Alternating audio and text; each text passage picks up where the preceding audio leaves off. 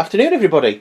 It's snowing in parts of the UK, but not enough for some Land Rover fun yet, so from our point of view, let's hope it does increase so we can have a little bit more fun and try some and practice some skills, as it were. In the meantime, I've run out of sets to dig into, plenty of sets to dig into once they've been reviewed, but no reviews. So here we go with another one. Meccano Multimodels 30 model set from 2012.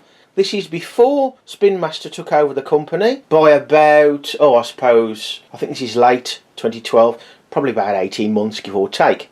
It's not a bad set. I have had a dabble with a 35 model set in the same colours, same packaging and probably the same age. And if I recall, these came from, with a load of others, Toys R Us at Solihull about 3, maybe 4 years ago. And included in that was a load of Rabbids sets and things like that, and other oddities if there was a decent price. That one at the time had a good selection of Meccano, but of course, if you hadn't heard, in the UK, Toys R Us UK as it were, have gone bust by the shouting, and they haven't been able to find another buyer.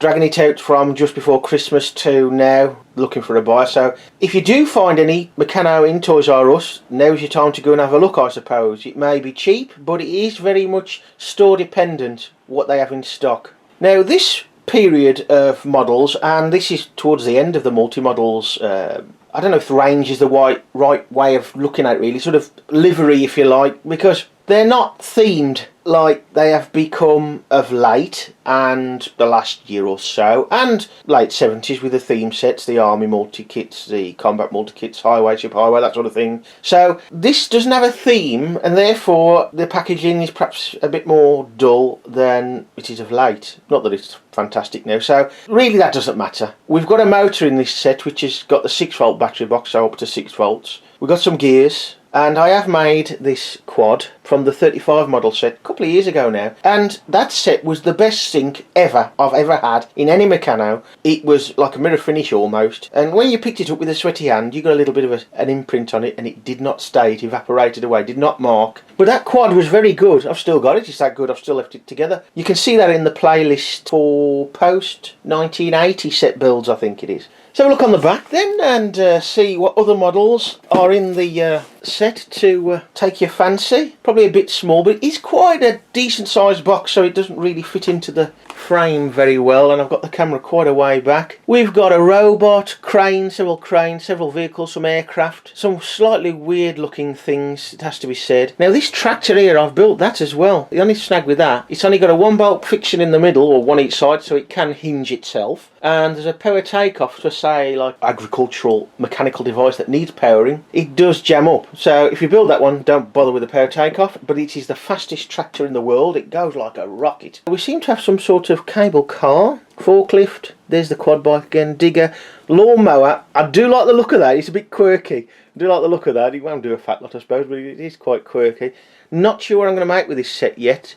Overall, from a previous experience, this is a decent set. The colours are quite nice, the zinc plating is excellent. Let's hope it's the same. This is just a very common sort of flap, tuck-in flap setup, and I'm sure I got it the right way. I don't want things to fall out, although they should be bagged. Quite hard to get them out. I usually have to open the other end as well and grab it and pull. As you can see, it's a little bit of a struggle. Good fit really, but there we are. Most things are in bags, but not everything. We've got another cover there. Instruction book, which we'll come on to very shortly, and let's hope it doesn't all fall out. There you can see the box, and it's really exciting, isn't it?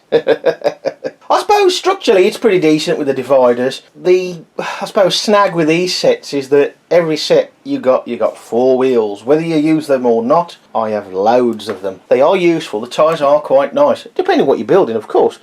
Nice chunky tyres.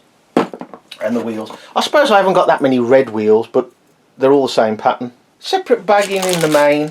We've got black bolts, black standard bolts anyway with this set.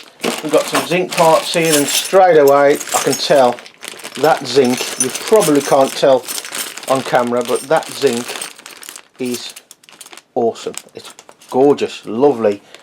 Not gloopy, good covering, shiny, no staining, which I've been having of late with the Rally Racer set actually. I would normally go through the new parts, but of course this is an old set, so none of it's new. At least not to me, maybe to some of you out there. Longer bolts in zinc, and as you can probably see there, we've got the older tools, the ordinary Allen key and the spanner, which has got the cranked end one way for the open end, but the sort of box section type at the other end. Now if you think the latest, well, not the very latest spanner with the plastic handle and the plastic end like that, if you think that one is good and you think the one before that was pretty poor, these are, well, even worse. If you're going to use these, you might benefit from squeezing it slightly in a vise. Not my favourite spanner, to be honest. Not my favourite spanner at all. All the spanners tend to have their own little thing going for them. The latest spanner and the one before is perhaps a little bit longer, which is handy, but it's also a bit too wide, which is not handy. So they've all got their own little things going for it, and many people don't use the proper spanners that are included in the set. There's the motor. I like the new Rally Racer motor. I think it's a really good little bit of stuff and goes really well, solid, all in one with the battery box, which makes it a little bit more bulky. These are essentially separate parts, but they are very, very useful, probably more adaptable. These little box sections, I don't know what you call these, not quite a box, but near enough. Red parts, of course, quite a rough finish, some drive belts, some cord, some plastic parts, of course, and even at this stage some of these have been around for years. You've got a seat there, contact gear there, pulleys, some pinions, spacers, of course, in the rather bright orange. More zinc parts, as you can see. Really good zinc there. Really nice. And overall, it doesn't look a great deal, does it? Really, it really doesn't look a great deal. It's price wise, it's been that long I can't really remember. I'll have a dig around the old memory box. I think it was probably about 30 quid, thinking about it, or thereabouts, but that is really something you ought to take with a pinch of salt, or rather a large pinch of salt. So there you go for the parts. And here we are with the instructions. You'll probably notice here it says motion system, just here. This was the name for these type of sets very early on in their period of time, which probably stretched probably 15-20 years. What you probably find if you look into Meccano a lot more detail and get into the technical side of it, the historical side of it and all that, you'll probably find that the older stuff is easier to find out about. Such parts when they were introduced, when they were changed, when they became obsolete, all the different liveries, which generally denote the periods, of course, and that's the easy way of doing it. But the later stuff, well, to be honest, there's probably not enough interest in it, so people are not so bothered about it. But I should think you're looking at probably early 2000s, probably, when this was first coming out and about. Don't know for sure, but for the earlier stuff, it's dead easy to find. But the more recent stuff, say things since the late 1980s, probably a little bit more awkward to find out things like that. On the whole, though, this set is quite traditional in the parts that are in the set. We've got a sheet here that's just your general warnings, and we'll have a look at the instructions. I'll just open it up at random. Here we've got some sort of autogyro, it looks like, and as you can probably tell, the instructions are fairly clear but a bit dull. Of course, the book is quite large. I mean, opened up it's almost as big as the box. It's a similar format to now, and actually very similar, but probably less stages and more to do in each stage because of that. We've got the inset parts list, fairly clear, mainly because it's a little bit larger than it is at the moment, for the smaller sets anyway. The instructions are generally quite decently sized.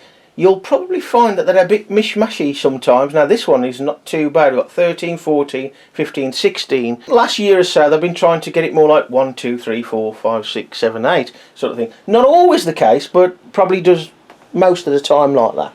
This is a little bit more higgledy-piggledy, if you like. Not too bad, you just have to take your time. Now I'll just turn back a page here, and you can see that it looks quite involved. they've crammed quite a lot into the space, even though there's quite a lot of space there. And looking around, even though I have used these before quite often, one of my gripes that you're getting now, in part, and that is you get a lot of the construction as built up to that stage. Say this stage 10 here, you've got quite a lot of it there. On the new stuff, it's a lot smaller image, so it's hard to see, but this one, it's a reasonable size, so you don't have that problem. It's all quite clear. On the right here we've got the motor. It's generally a 6-volt motor, or rather the battery box is for 6 volt. That's for what we used to call pencil batteries, double A's. You basically sandwich this mould, and in between these, they look pink but they are red in reality, either side. Now there are 2 ways you can make that 3 volt. It's a little bit awkward the one way. I have tried it myself and it's a bit temperamental. First of all, and the best way, is to just use the 2 red parts together and then just use 2 batteries. There's another way you can do it by putting a 2.5 inch axle, 2.5 inch long axle inside. Ralph Lawton gave me that tip. So basically it makes the connection in replacing one of the batteries. But the easiest way, and it's a little bit more compact, is to just use the normal sandwiching, just like that there. On the left here we've got tips, and you can see the tools as well. As you can see, they're slightly different style but just as usable as the others. In some ways better, some ways a bit more awkward to hold, and because they're a little bit thinner, like there's no plastic handles on them, you can get them to parts that the newer ones cannot reach. Tips are more or less the same, but this is different down here. As you can see, you haven't got your little one-to-one images on each section. So what you have to do, and this is a little bit more awkward, you have to work your way back to the front of the book, or near the front, and pick your axle or your bolts, align them up with this general one-to-one image listing all the ones, and you've got the ruler there as well. So there you go folks, the Meccano Multimodels 30 model set from 2012. If you do find this on such places as eBay in new seal condition, I would say 20 quid is a good enough price. Add that 2 or 3 quid postage, that's fine. Anything more than that, well, they're not rare, but you can't generally get them off the shelf anymore.